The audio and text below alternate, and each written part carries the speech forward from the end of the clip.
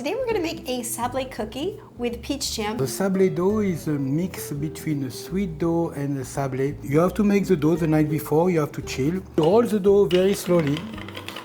I turn the dough to make sure I keep the same consistency everywhere.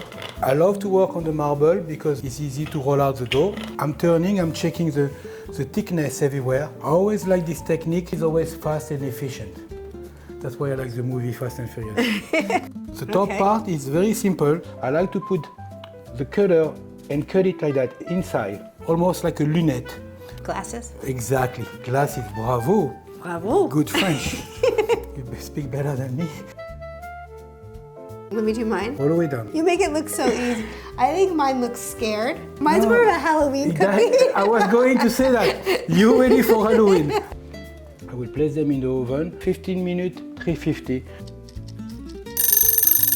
Now our cookie is ready. I have a little bit of sugar. You don't want to put too much. Your favorite peach jam. The technique is simple. The peach jam have a little bit more pieces inside. It's a little bit more difficult, but it's great. You jiggle a little bit the cookie. Can I make one? Yeah, you make one. Not that one? Just take the nice one. Don't make me look bad. Oh. No, slowly, slowly. Look, jiggle a little bit. Okay. Voila. Voila, now that's it. You just jiggle the cookies like that and boom, ready to go. And the smiley face is for you. Keep the best. My Halloween one. The best for last. Let me make a little modification to it. What are you gonna do? I'm trying to make it look more pretty. Look, more work for me, but it looks better for you. Let me cut the cookies. Alors the cookie is great. You can leave for 2 days room temperature. Hear that? And you hear the noise, it's flaky, it's beautiful, the peach jam that you like.